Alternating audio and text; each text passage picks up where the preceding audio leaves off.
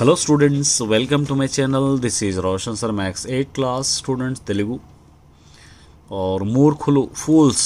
इस लेसन को मैंने अब एक पैराग्राफ है, देखिए इंपॉर्टेंट पैराग्राफ है ये।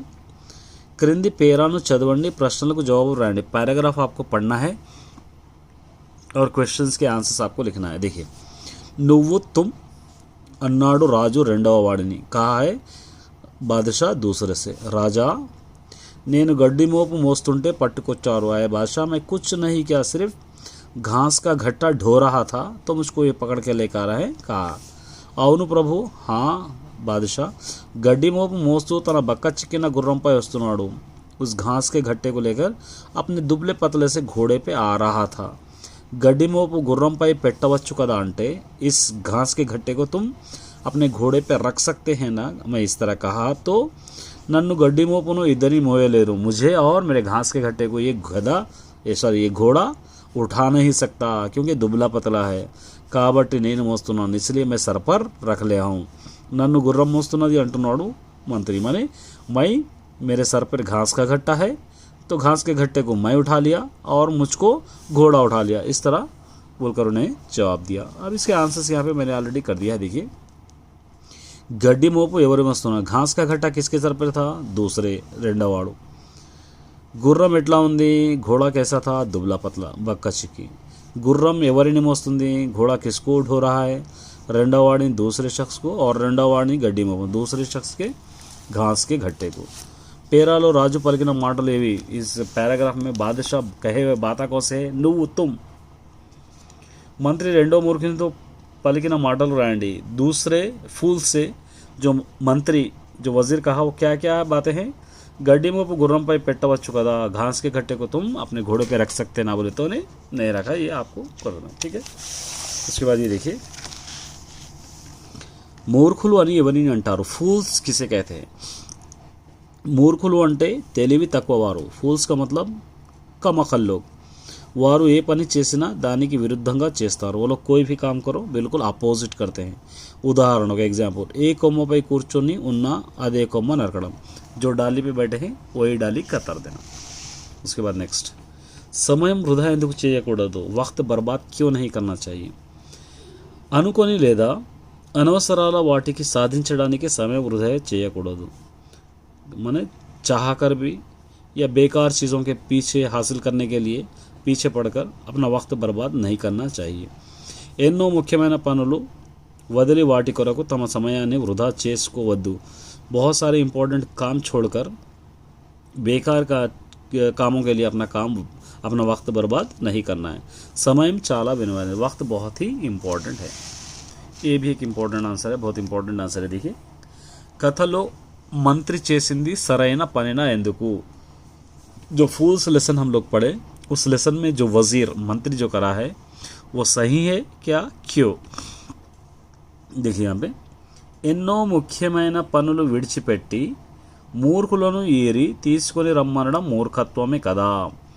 बहुत सारे इंपॉर्टेंट कामों को छोड़कर फूल्स को ढूंढ कर लाकर यहाँ पर लेके फूल्स को ढूंढ कर लाना या फूल्स को ढूंढ कर पकड़ के लाना ये बेवकूफ़ी है ना।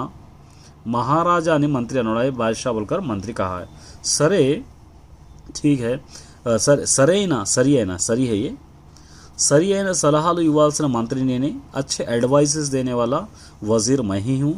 ఈ పని కోసం 6 నెలల సమయం వృధా చేయడం తెలివి తక్కువ పనే కదా। इस फूल्स को पकड़ने के लिए या इस फूल्स को ढूंढने के लिए अपना कीमती 6 महीने का वक्त बर्बाद करना ये बेवकूफ़ी है ना అన్నాడు। कहा है, అందుకే అందరికంటే పెద్ద మూర్ఖుని నేనే అన్నాడు మంత్రి, इसलिए सबसे बड़ा फूल मैं ही हूँ बोलकर वजीर कहा है। चलिए देखिए, अंडरलाइन किए हुए वर्ड्स को, ये अंडरलाइन किए हुए वर्ड्स को सच में सही जो मीनिंग है उसको आपको पिकअप करके लिखना है। देखिए, పూల తోటలోని పూలను చూసి తోటమాలి संतोषించాడు। फूल के गार्डन, फ्लावर गार्डन के अंदर के फ्लावर्स को देखकर उस फ्लावर गार्डन का मालिक बहुत खुश हुआ माने संतोषिंचाड़ू। ए वाला ऑप्शन है दुख हुआ, बी वाला ऑप्शन है चिढ़ गया, सी वाला ऑप्शन है आनंदिंचाड़ो खुश हुआ। ये सही है। అల్లరి చేసిన రాజును తాతయ్య గద్దించాడు. जो राजू गड़बड़ कर रहा था उनको दादाजी डराए. तो चार ऑप्शन है. पहला क्या है, सी वाला है सहायम చేసేయడం, मदद करना, అనుమానిస్తున్నాడు या डाउटफुल करना, शक करना, మందలించాడు या उनको समझाए. ये है.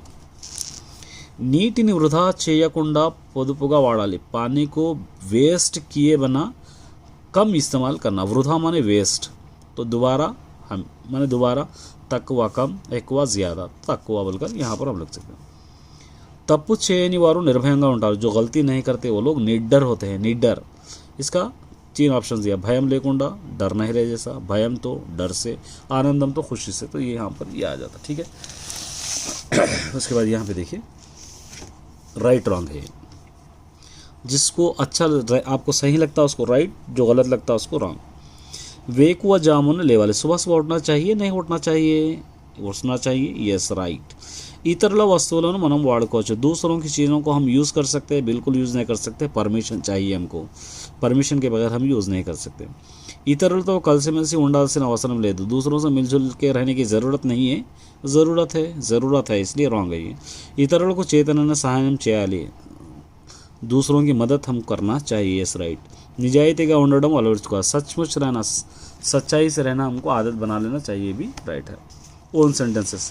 సహాయం हेल्प, मूर्खुलू फूल्स, बक्का चिकेना दुबला पतला, सलाहालू एडवाइस. लिख लेना आप. समयम, सॉरी सहायम नहीं है, समयम, ये वक्त, टाइम. ठीक है, टाइम. यहाँ पे సమయం माने टाइम. మనము సమయాన్ని సద్వినియోగం చేసుకోవాలి. इसका वर्ड क्या लिखे हम लोग, हम वक्त की सही यूटिलाइज हम करना चाहिए. మూర్ఖులు फूल्स, మూర్ఖులను రంజింపలేము. ఫూల్స్కు हम सुधार नहीं सकते. బక్క చిక్కిన దుబ్లా పతలా, గుర్రం బక్క చిక్కి ఉంది, घोड़ा दुबला पतला है. సలహాలు అడ్వైస్, పెద్దల సలహాలు తీసుకోవాలి. बड़ों की एडवाइस हमको लेना चाहिए. ये देखिए పట్టికలో హ్రస్వస్వరాలను గుర్తించి వాటిని చుట్టండి.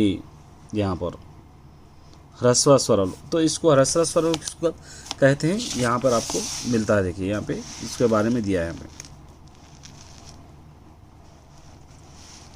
ये అచ్చులలో పొట్టిగా పలికే వాటిని హ్రస్వస్వరాలు అంటారు. అచ్చులు में जो बिल्कुल तलकट्टू रहता, सिंपल बुलाना, उसको हम लोग इसका अक्षर हसराक्षर मतलब तलकट्टू. ख, ये गा, ये चा, ये हसा, एक पूरे ह्रस्वालु है ये. उसके बाद दीर्घालु अलग रहते. उसके अंदर यहाँ पे देखिए ये ल की नु हसवालु, ये दीर्घम आ, इसको आ, तो जो सा जो जिसको भी तलकट हो पूरों को सर्कल डालना है, वो आपको लिखना है. ठीक है, ये था आपका ग्रामर. All the best.